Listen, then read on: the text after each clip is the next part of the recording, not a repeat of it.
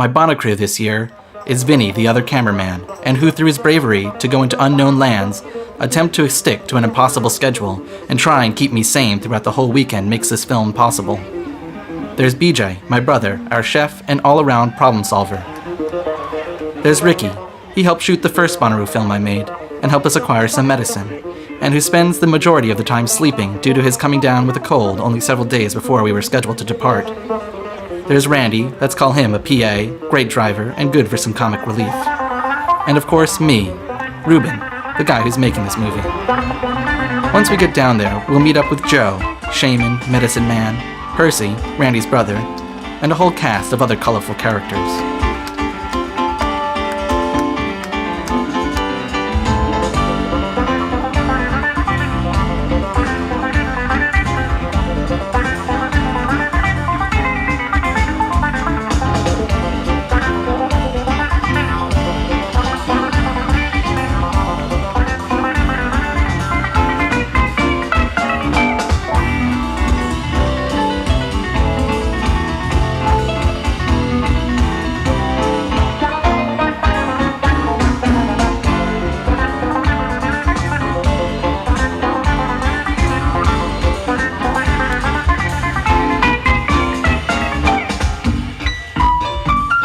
It was near midnight on Tuesday, June 7th, when we packed up the car and headed south from New Jersey.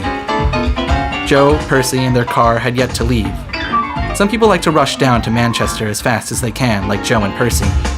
Others like to relish this trip south and treat it as an adventure in and of itself.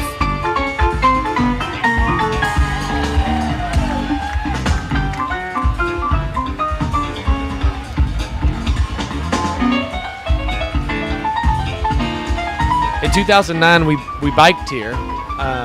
It was kind of a crazy experiment. Can a cellist who's only ridden about 8 miles in his life get on a bicycle and ride to where he needs to get to? We got here, but not before it changed my whole perspective on the road.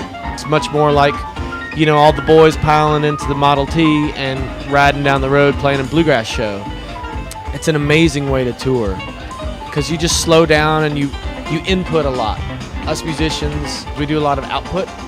Not only do we do the shows, we jam, we're just doing so much, and sometimes it's hard to recharge.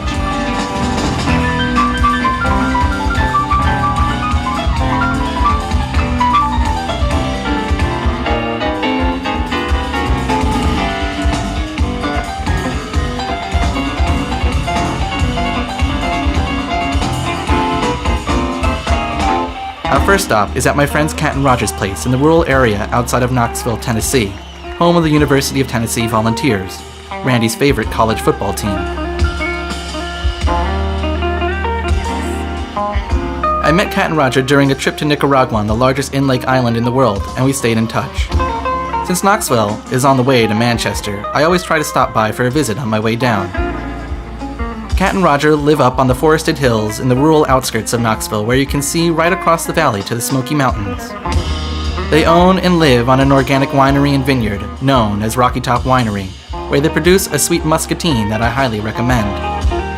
Cat and Rogers is a fantastic oasis from the road where they feed us and provide a place for us to nap, shower, and recharge for the rest of the trip.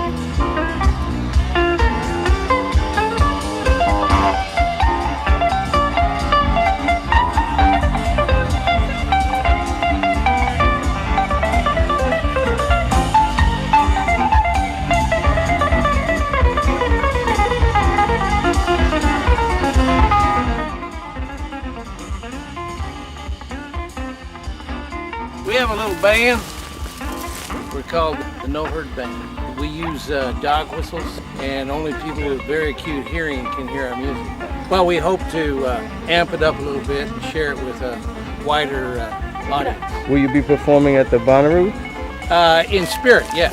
We put an application, but we haven't heard from them yet.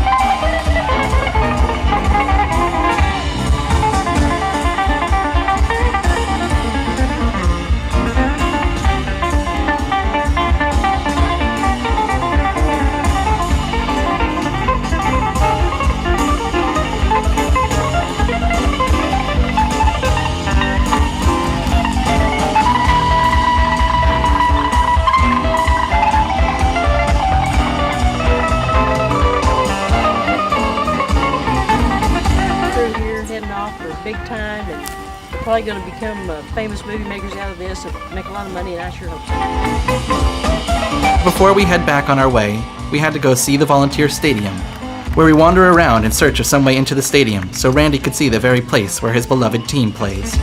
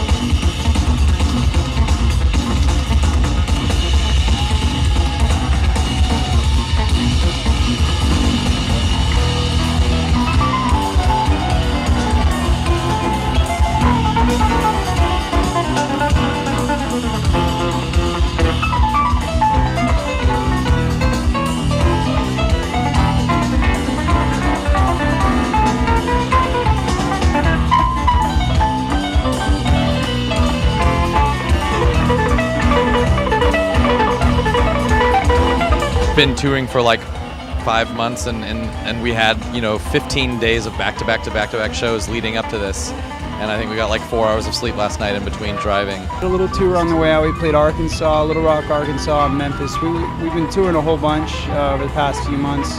Had about a week off, and then we played a couple shows on the way out here. We got here yesterday. We actually flew from London. We just finished up a European tour and landed straight here. From Gothenburg, Sweden. Yeah. So we got here last night. We drove all night so that I could see Sharon Van Etten.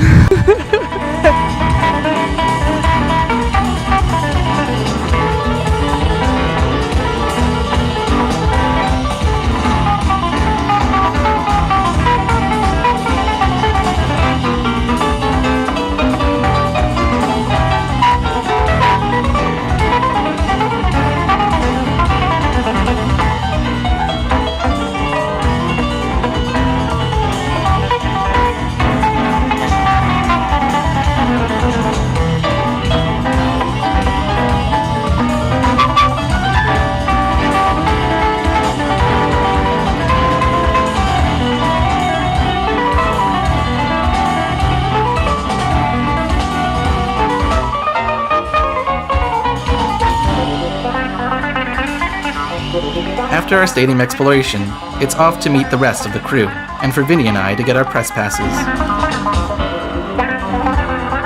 Joe and Percy's car had booked in a couple rooms at a hotel in Manchester, where we meet up with them and wait until just before dawn to make our way onto the festival grounds.